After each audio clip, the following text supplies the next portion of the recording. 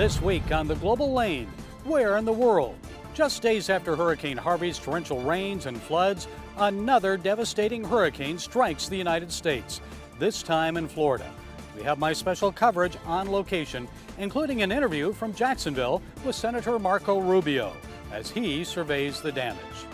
And on the home front, we join one of the world's top relief agencies as it provides timely help to the people of Florida before, during, and after Hurricane Irma. We'll talk to Operation Blessing International President Bill Horan from the OB Warehouse in Ocala, Florida. And I'll drive it home again with my commentary on prayer in the White House. And it's all here right now on the Global Lane from Jacksonville. Irma was a Category 5 hurricane when it pulverized Barbuda, St. Martin, the Virgin Islands, and Cuba.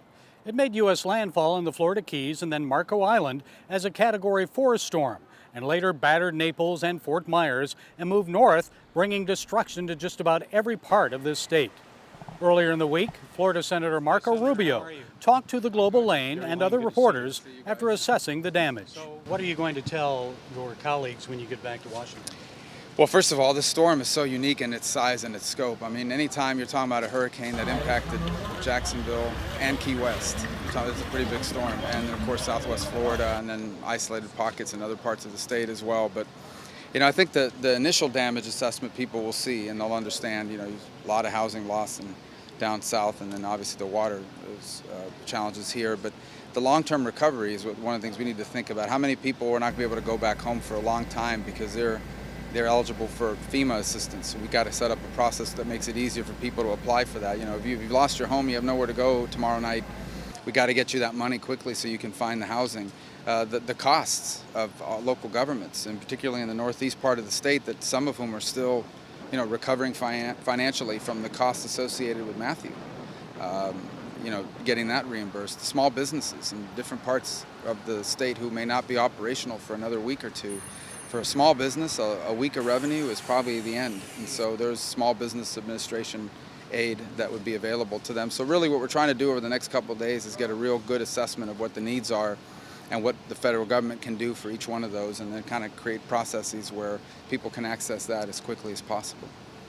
Talk to us about what stood out for you. You've been surveying all of the damage. What really stood out to you amongst all of this?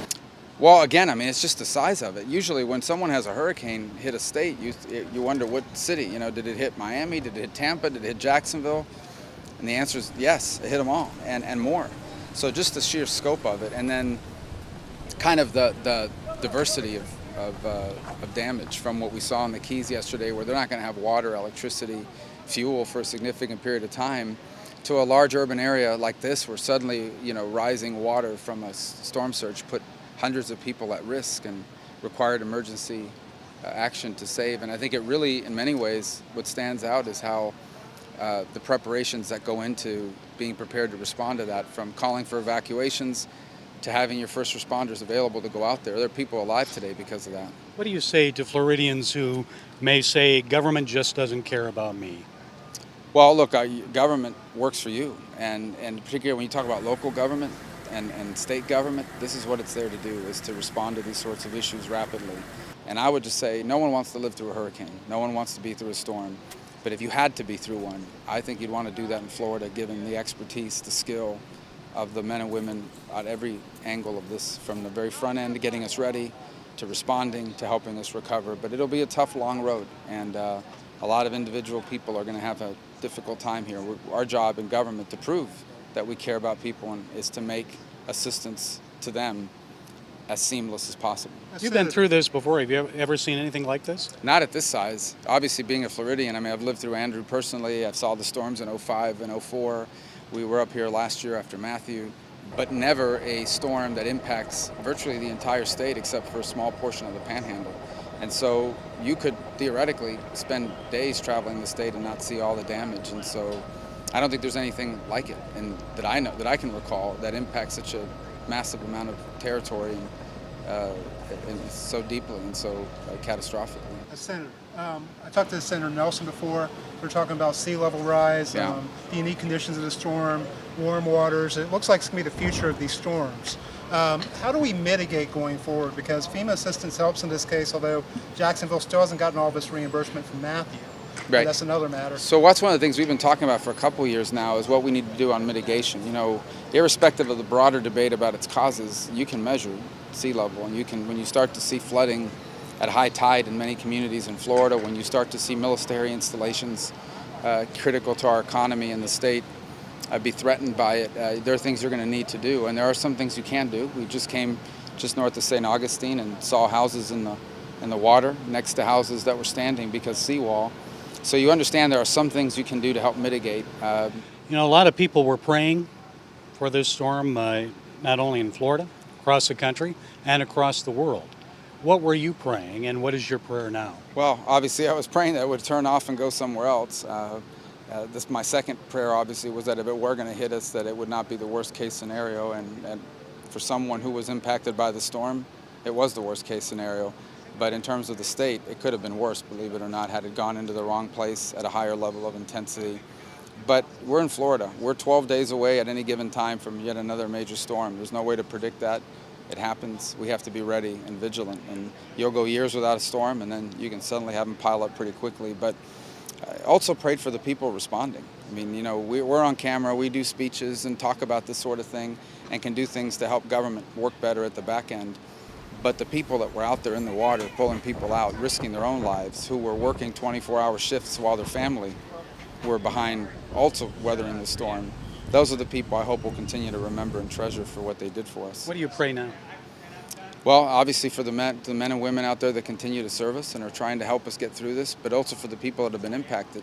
You know, the trees are going to get picked up and the windows are going to get fixed, but the lives are going to continue to be disrupted for a significant period of time. You're going to have people that are not going to go back to their homes for a long time, kids that are going to have to start school somewhere else, businesses that may never reopen. This is real impactful on real people, and we're going to try to do the best we can to help them through that. You said as someone who's been impacted, talk to us about the impacts you've had personally. Well, in this storm? Yeah, I mean, we can't complain. I mean, we lost 2 palm trees and lost power for a day. I mean, nothing compared to what others have gone through. But having lived through Andrew, seen, for a lot of people, it basically turned their lives upside down. I knew people that moved out of South Florida after Andrew because their homes were destroyed, never to return. So we know what these storms are capable of doing. And look, we just came from St. Johns County, where people I know personally, we had just visited them last year after Matthew. They had had their homes flooded. They had just finished rebuilding their homes. Some of them just gotten their furniture delivered recently, and the exact same thing happened again. So just obviously the impact it's going to have on them a second time through less than a year later.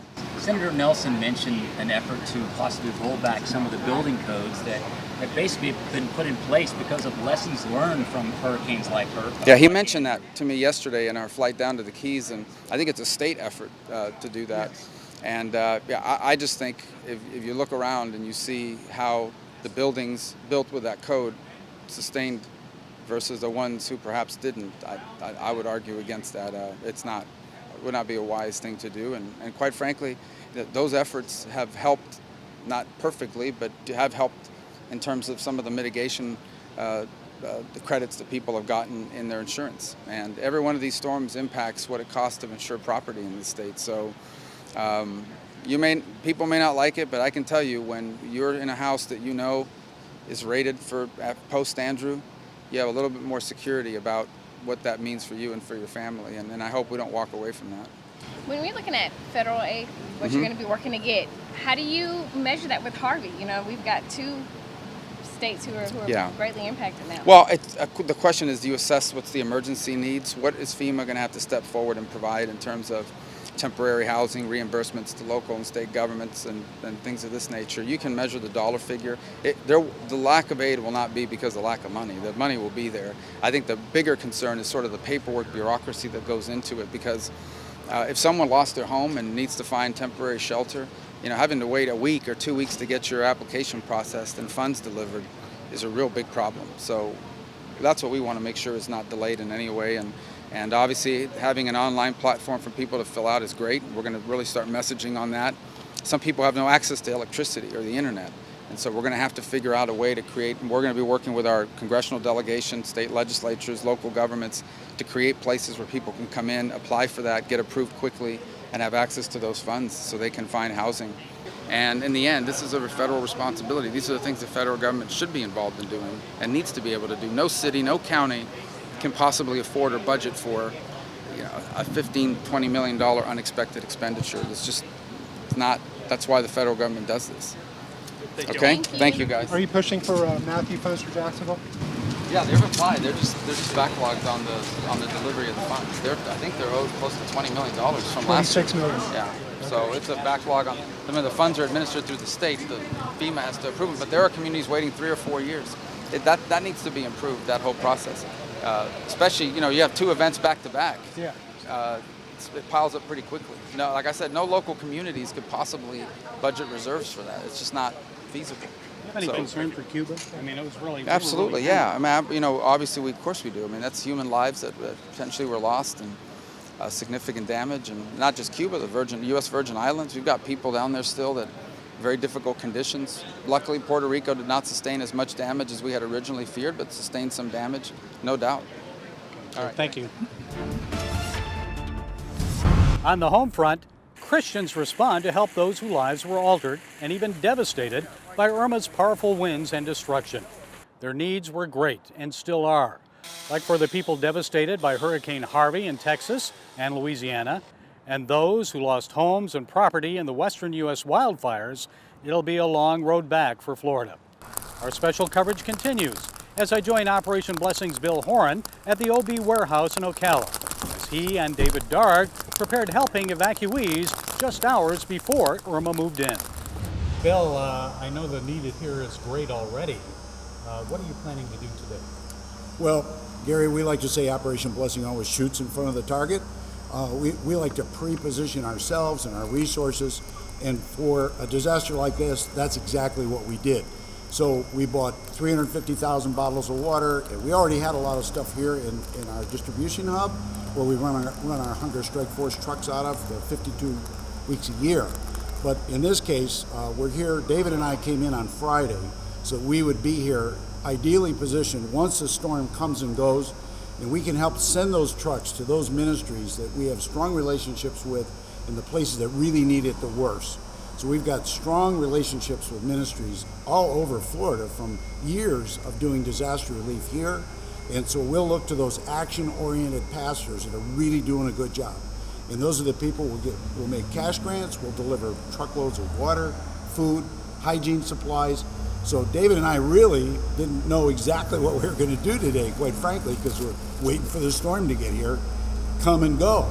And we got thinking about all the shelters that are right here in Ocala. There's 14 of them. So it isn't just the people from around Ocala. This is kind of high ground, if you will, in the state of Florida. But people that came up from the south, they run out of gas, they can't go any farther, or for whatever reason. And this particular shelter is a high school that is a dog-friendly environment. So you got 1,100 people there, and there's probably 400 dogs. And it's really, it's great on one hand, and it's really sad on the other. But folks they have little cots, sleeping bags, blankets in the halls. So you remember what it was like to go to high school. You got the big long halls in the classrooms, and all the halls are filled with families. So, and they're being cared for. They've got they still have running water, they still have power there, and they're getting 3 hot meals a day that the principal is running a team of volunteers. Oh, will OB be doing meals after the storm? No, we don't. Not for this one. No, the mass feeding really isn't Operation Blessing's strong suit.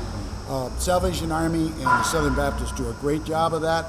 What we do feed is our own staff, our own volunteers, and first responders if they need meals. Once in a while we do feed the general public, but typically that's not what we do. But I see a lot of water. Yeah. Tell me about the water situation. Yeah, the water. When we walked into this shelter this morning, the principal, a fellow by the name of Sanford, is really a good guy. You can tell he's haggard after who knows how many days without sleep. Got 1,100 people in the school, and we identified ourselves, and he said, "Oh, Operation Blessing, I've seen your trucks out on 24th Street because we've got this warehouse we're standing in here. And we said, is there anything that you need at the shelter that you don't have? What do you need? And he said, what I really need is some snacks. If you got any snacks. A lot of kids there. Lots of kids, and even, you know, it's just. I like snacks, don't you? I do too. It may not be health food, but we all like snacks, and especially when you're sleeping on the floor in a high school, it just brighten up your day a little bit. And he said, I could use some bottled water for when our electricity goes off. So David and I came back. Our drivers are not in today. They're home with their families, buttoning down for the storm. But we have a big dually pickup truck out here, and David and I loaded up, 2 pallets of water, 17-ounce bottles of water, and then we had about, I think, 3,000 or 4,000 bags of potato chips, salt and vinegar flavor, and a bunch of other odds and ends, some snacks, some cookies, a bunch of really nice candy bars that our Hershey company donated to us. Even dog snacks. And even dog snacks. Yeah, I found some chicken skins for the dogs. And anyway, we went back, and then the police helped us unload, and the people from the school, the volunteers, are so happy to see this stuff. And so we're making another load now. I asked them, what else could we bring you? So well, we have a number of diabetic people that are here, evacuees from all over South Florida, and they can't have anything with sugar in it. And I said, we've got it. We've got this. We've got a drink over here. It has no sugar, there's no carbs, but it's got the electrolytes in it. It's sort of like Gatorade without the sugar, healthier than Gatorade. So we're going to bring them a pallet of that right now and a pallet of some real nice cookies. And I mean, that may not sound like critical supplies, but when you ask people what they need, you find out what they really need, Gary. In a disaster, one of the first things to go out in a hurricane, water. There's no drinking water. There's 2 things they run out of, Gary. Water number 1 and gasoline number 2. Well, we can't do anything about the gasoline. We can get 35,000 bottles of water in one of our 53-foot trailers. So we have right at about 350,000 bottles of 17-ounce spring water here. And this stuff will go out immediately when the smoke clears. And you were telling me earlier there has been a problem with getting drinking water. Drinking water sold out.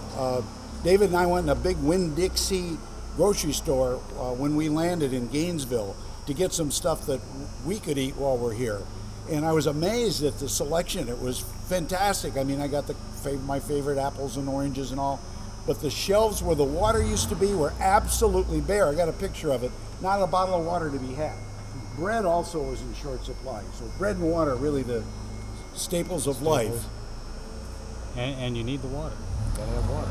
So this will go pretty fast, won't it? Yeah, this will go fast, and because we have these existing ministry relationships, Jody Geddes has got deep relations with some of these pastors. That's where she was when we met her 12 years ago, when the day that Katrina came ashore. She's in Texas, though, still. She's in Texas, and she and Dan Moore are running 3 separate operations: Rockport, Texas, Beaumont, Texas, and Port Arthur, Texas. We're running, as of yesterday, we had put 3,700 volunteers in the field, delivered multiple truckloads of food and water. We make cash grants to the churches that are really doing a great job.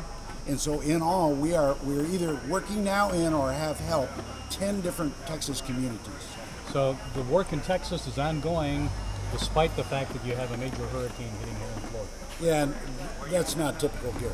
I mean, we're really not set up to handle so many disasters at one time. And it's one of the reasons why David Dart, who's our Vice President of International Operations, and I came over here to take a little bit of load off of our U.S. disaster relief team. We've never had so many disasters to deal with at once. Yesterday I got up at 3 a.m. and the first thing I looked at was a text from our director in Guatemala, Geraldina, and she said, Mr. Bill, we've had a terrible 8.0 earthquake. It's dark, we can't tell, but it's terrible. And I thought, my goodness. Turned out it was in Mexico, but it also affected Guatemala. And then yesterday, our team from Mexico City had 3, they have portable food trucks that they make tacos, believe it or not, after disasters. And they spoke with the Mexican equivalent of FEMA and said, what's the route to get to this hardest hit area? And they said, you've got to go through Juarez, I believe it was. And but you can't today because they're being thrashed right now by Hurricane Katia, I think it was. Katia. Yet another hurricane. Yeah. So it was just like a perfect storm of suffering. And in Mexico, you have to go all the way down to South Mexico to Chiapas.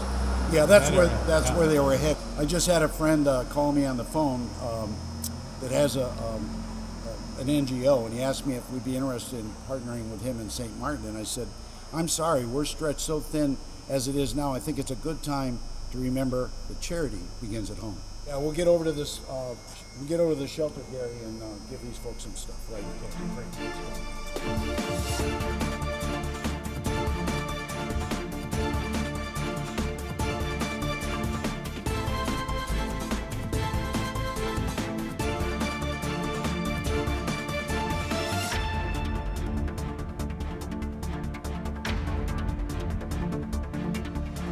Hurricane Irma has claimed a lot of victims, and some of them feel like they are truly forgotten people. And they don't live in places like the big houses in Key West or in Naples, and those homes have to be rebuilt, and they will be. But they're forgotten people because they live in places like this. This is a marina near Jacksonville. And the people here, about 8 families, feel like they're forgotten because now this marina is shutting down. Closing permanently because of Hurricane Irma, this office sign reads. Deborah Jennings is one of the seniors living on a sailboat here. We have a boat marina here with retired people on fixed incomes. Once our bills are paid, our dockage is paid, there is no more money for us. She says Irma hit them hard. Their boat engines were damaged by the storm surge and no longer work. They have little money for food or to fix their boats and move elsewhere. Good morning, how are you? CBN's Operation Blessing learned of their needs and arrived with food, water, and other supplies. It was a matter of eating and not eating. We were down to nothing. The refrigeration systems are down. We have no power. I'm blown away at the wonderful things y'all did for us. They brought food for all the boaters, plentiful. Just blowed me away with what y'all have done, and we really, really thank you from the bottom of our hearts. And now they're just praying that someone will help them tow their broken boats and find a new place to live. In the meantime, the Jennings and many others here in Florida are thankful for Operation Blessing, for the food, water, and other items in a time of crisis, and for prayers of encouragement for the future. Lord, just bless them beyond their wildest dreams and let them know that you love them. And as the body of Christ, we love them. In Jesus' name, amen. Amen. And thank you, Jesus, for these people.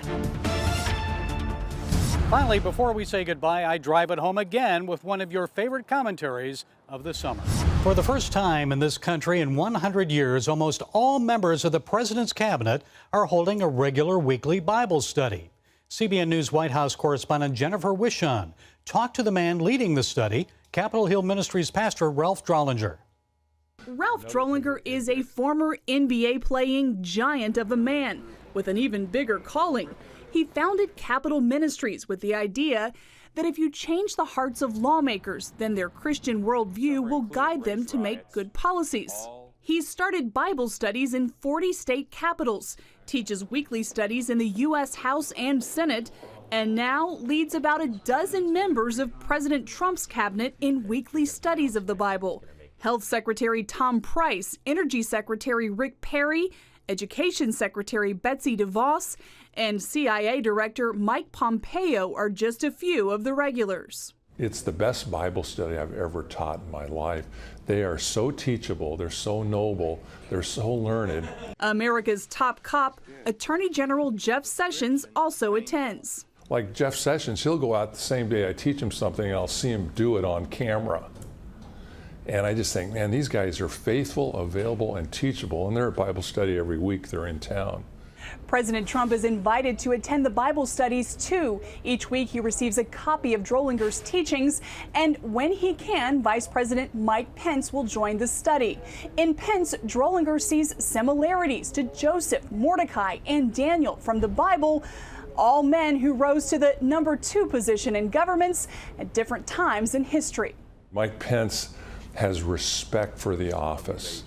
He dresses right, like it says Joseph, cleaned himself up before he went to stand before the Pharaoh. Mike Pence has uncompromising biblical tenacity, and yet a loving tone about him that's not just a noisy gong or a clanging cymbal. And I praise God for Mike Pence, who I think, with Donald Trump, chose great people to lead our nation. Now, some people may be outraged. They worry evangelicals are taking over. What about separation of church and state, they ask? Well, you know, last time I checked, I didn't see that wording in the U.S. Constitution, and no one from the government is forcing you to attend a particular church service, are they? Well, protecting you from that is in the Constitution. It's called the Establishment Clause. And remember this image? Some Americans were outraged when they saw this photo of President Trump praying with a group of evangelical pastors in the Oval Office. One reporter wanted to know if they prayed because the White House was in crisis. And Sarah Huckabee Sanders responded saying prayer should be practiced daily, in the best of times and the worst of times. And a majority of us agree with her. A Pew Research poll found that 55% of Americans say they pray every day. Yet some Americans posted tweets like, "How'd the exorcism go?" One person described the Oval Office prayer as voodoo mojo. And the head of the North Carolina NAACP, a pastor, said the prayer bordered on heresy, a violation of the sacred principles of religion, because the president is praying on the most vulnerable of society. Apparently, he doesn't like President Trump's position on health care. Instead, I guess, Reverend William Barber believes the lie that if you like your plan, you can keep your plan. If you like your doctor, you can keep your doctor. Obamacare will save the average American $2,500 annually. He believes that, but that's for later and another commentary. But back to the White House prayer. I wonder how many people take offense with this scene, a praying General George Washington at Valley Forge, depicted by artist Arnold Freiberg. Oh my, what kind of voodoo mojo was the father of our country practicing there in the wilderness? You know, Washington prayed often, and he asked God to bless the nation and those who had been appointed to rule over us. And which of these would you think most of us would rather see take place in the Oval Office? People praying with Trump, or this, a president messing around with an intern? I think most of us would prefer to see prayer. God expects us to pray for our president. In 1 Timothy 2, 1 through 4, we're told to offer up supplications, prayers, intercessions, and thanksgivings for all people, for kings, and all who are in high positions. God can change and influence hearts. Don't we all want godly government and righteous rulers? With a growing missile threat from North Korea, wars still raging in Syria, Russia, and China flexing their military muscles on the global lane, many challenges right here on the home front, maybe praying for wisdom for our president and nation isn't a bad thing. When we recite our national pledge, we say, "One nation under God." Printed on our currency is, "In God we trust." We have a faithful tradition as a nation that seeks God. So let's keep praying for our president and for our nation's leaders. Yes, some people will be offended. I don't know about you, but I think I'd rather offend a few of my neighbors than, well, let's see, the creator of the universe? Well, that's it from the Global Lane this week. We'll see you next time. Be blessed.